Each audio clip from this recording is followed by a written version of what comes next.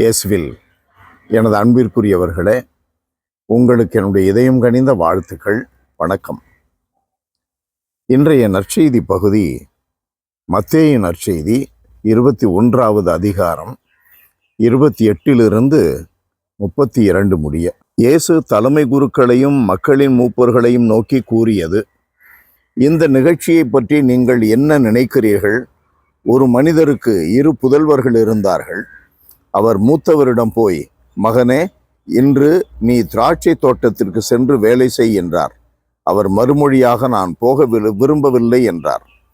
ஆனால் பிறகு தம் எண்ணத்தை மாற்றிக்கொண்டு போய் வேலை செய்தார். அவர் அடுத்த மகனிடமும் போய் அப்படியே சொன்னார். அவர் மறுமொழியாக, நான் போகிறேன் ஐயா என்றார். ஆனால் போகவில்லை. இவ்விருவருள் எவர் தந்தையின் விருப்பப்படி செயல்பட்டவர் என்று கேட்டார். அன்பானவர்களே, 2வது மகன் போகவில்லை என்று சொன்ன அந்த மகன் யாருக்கு ஒப்பீடு? கடவுளுடைய விருப்பங்களை தெரிந்து கொள்ள விரும்பாது, கடவுள் மீது நம்பிக்கை வைக்காது, உண்மை கடவுளை ஆராதிக்காமல் இருக்கின்ற மக்கள். முதல் மகன் போகிறேன் ஐயா என்றான். தேர்ந்தெடுக்கப்பட்ட இஸ்ரேல், இப்பொழுது புதிய இஸ்ரேல், கிறிஸ்தவர்கள். போகிறேன் ஐயா என்றான், ஆனால் போகவில்லை. 2வது மகன் போகவில்லை என்று சொன்னான், ஆனால் அவன் போனான். அன்பிற்குரியவர்களே, இதைத்தான் இந்த உலகிலே இன்றளவும் கூட இயேசு சொன்ன வார்த்தைகள் எவ்வளவு தூரம் உண்மையானது, ஆழமானது என்பதை நாம் கவனிக்க முடிகிறது. கடவுளிடம் பல வாக்குறுதிகளை திருமுழுக்கு பெற்ற காலத்திலிருந்து இன்றைய காலம் வரை எத்தனை வாக்குறுதிகளை கொடுக்கிறோம். ஆனால் அந்த வாக்குறுதிகள் படி நாம் நடப்பதில்லை. எந்த வாக்குறுதியும் இல்லாமல் ஏதோ ஒரு குடும்பத்தில் பிறந்தோம், எந்த வாய்ப்பும் இல்லை, உண்மையான பாதையில் வலியுறுத்தி சொல்லிக் கொடுப்பதற்கு அவர்களுக்கு வாய்ப்பு இல்லை, உண்மை கடவுளை அவர்களுக்கு காட்டுவதற்கு எந்த வாய்ப்பும் கிடைக்கவில்லை, எந்த வழியும் திறக்கவில்லை. ஆனால் அவர்களுக்கு கிடைக்கின்றவைகளை பற்றி கொண்டு உண்மை கடவுளுக்கு எப்பொழுதும் தெய்வ பயம் நிறைந்தவர்களாய், உண்மை உள்ளவர்களாய் நடக்கிற ஏராளமான மக்களை பார்க்கிறோம். அவர்களை நாம் நம்பிக்கை இல்லாதவர்கள் என்று சொல்லுகிறோம். கிறிஸ்தவர் அல்லாதவர்களை நாம் நம்பிக்கை இல்லாதவர்கள் என்று சொல்லுகிறோம். இன்றைக்கு அப்படி சொல்ல முடியாது.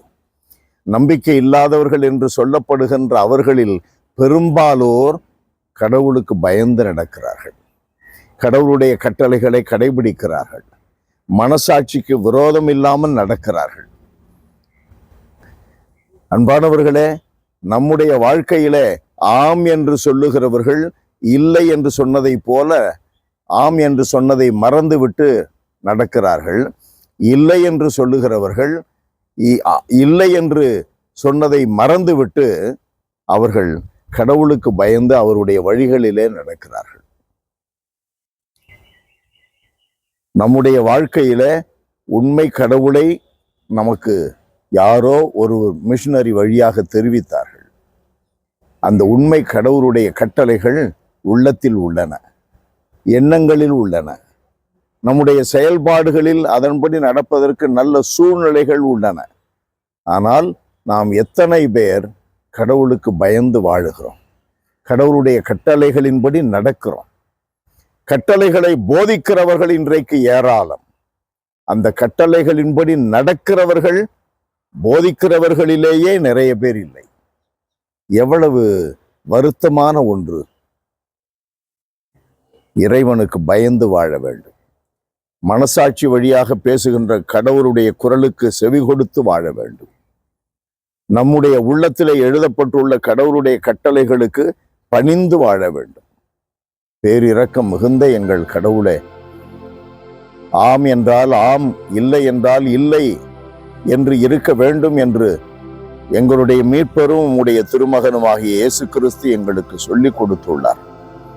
ஆனால் நாங்கள் கழுவுற மீன்களில் நழுவுகிற மீன்களைப் போல ஆம் என்று இல்லை என்று பாம்பிற்கு வாலையும் மீனிற்கு தலையையும் காட்டுகின்றவர்களைப் போல நடிக்கிறவர்களாக எங்களில் பலர் இருக்கிறோம். ஆண்டவரே, உமக்கு உண்மையில்லாமல் நடக்கிற எங்கள் மீது இரக்கமாயிரும். எங்களை மன்னித்து ஏற்றுக்கொள்ளும். நாங்கள் மனம் திரும்பி வாழ எங்களை ஒப்புக்கொடுக்கிறோம், சரணடைகிறோம். எங்களை தயவு செய்து வழிநடத்தும். இயேசுவின் நாமத்தில் ஜெபிக்கிறோம் பிதாவே. ஆமென், ஆமென்.